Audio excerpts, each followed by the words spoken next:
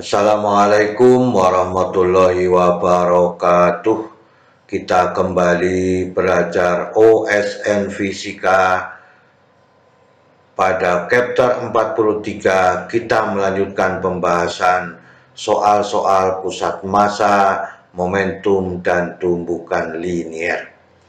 Semoga kita selalu diberikan nikmat kesehatan, juga keluarga kita, sehingga kita dapat beraktivitas kembali seperti biasanya. Semoga paparan video ini dapat membantu dan mempermudah belajar mandiri OSN Fisika, pusat massa, momentum, dan tumbukan linier. Kita bahas pada soal yang pertama. Pesawat ruang angkasa dengan momentum P akan mengubah arahnya. Arah baru membentuk sudut theta terhadap arah mula-mula dengan kelajuan dipertahankan tetap. Berarti sebelum belok dengan sesudah belok, kecepatannya dipertahankan tetap. Jika gaya konstan yang dihasilkan mesin adalah F, tentukan waktu minimum yang diperlukan mesin untuk mengubah arah. Asumsikan mesin dapat diputar atau dibelokkan sesuai dengan arah yang diperlukan pesawat ruang angkasa. Ini adalah bentuk gambarnya, dibelokkan dengan P, sesudahnya adalah P aksen. Kita bahas bersama-sama, delta T-nya sama dengan berapa. Pesawat ruang angkasa mengalami perubahan momentum sebesar delta P. Karena membentuk sudut theta, maka kita menggunakan aturan sinus kosinus, ya, atau jajaran genjang ya boleh. Maka ini adalah delta P-nya, ya, sebagai bentuk aturannya. Maka dengan demikian nilai P diperoleh dari aturan kosinus, ya. Maka delta P kuadrat itu sama dengan P kuadrat ditambah P aksen kuadrat dikurangi 2P P aksen cos theta. Tentunya dengan kelajuan konstan, maka ya P harus sama dengan P aksen, ya. Sehingga persamaannya menjadi akar dari ya P kuadrat ditambah P aksen kuadrat dikurangi 2P P aksen cos theta, sehingga menjadi akar dari P kuadrat ditambah P kuadrat dikurangi 2P kali P cos theta. Maka dengan demikian kita menemukan persamaannya menjadi P. Ini dikeluarkan, ya. Akar dari 2 dikalikan 1 dikurangi cos theta. Ya.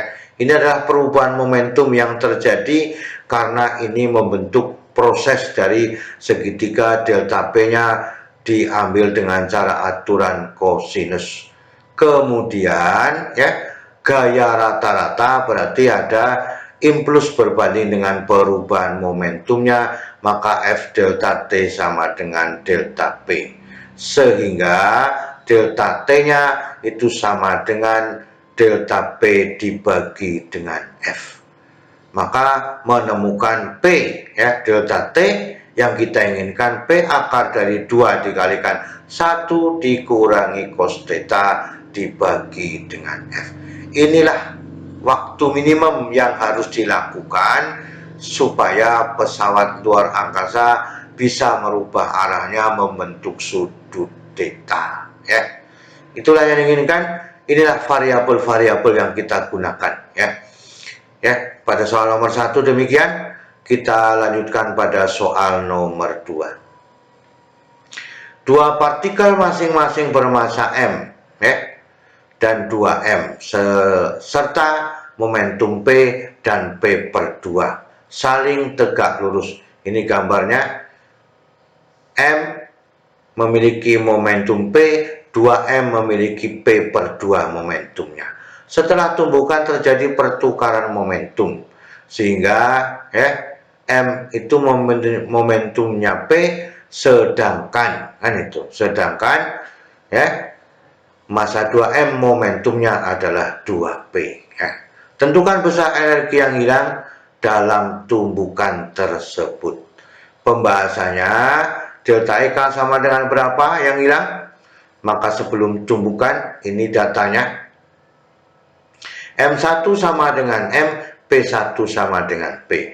M2 sama dengan 2M, P2 sama dengan P per 2. Setelah tumbukan, M1 sama dengan M, P aksen 1 sama dengan P aksen per 2, ditukar ya. Ditukar. Kemudian M2 2M, P aksen 2 sama dengan P. Maka dengan demikian persamaan energi kinetiknya dari hubungannya energi kinetik dengan momentum, maka kita mulai dari setengah mv kuadrat, itu EK-nya sama dengan mv dikuadratkan dibagi 2m, maka akan kembali seperti ini lagi ya, sehingga mv dikuadratkan maka EK-nya adalah P kuadrat dibagi 2m ya. Inilah yang kita inginkan ya, sehingga energi kinetik adalah berbanding lurus dengan kuadrat momentumnya ya. Kita lanjutkan. Energi kinetik sebelum tumbukan, maka persamanya P1 kuadrat dibagi 2 M1 ditambah P2 kuadrat dibagi 2 M2. Ini M2 nya adalah 2M ya, ini adalah M, maka dengan demikian P kuadrat dibagi 2M ditambah P per 2 kuadrat dibagi 2 dikalikan 2M. Ini per 4, ini per 4 berarti per 16 kan itu ya. Maka P kuadrat dibagi 2M ditambah P kuadrat per 16M, sehingga menjadi 9 ya. Maka ini 8 ditambah 1, 9P kuadrat dibagi 16M. Ini persamaan pertama, energi setelah tumbukan ya. Maka P aksen 1 kuadrat ya, hanya diganti ya menjadi P aksen ya.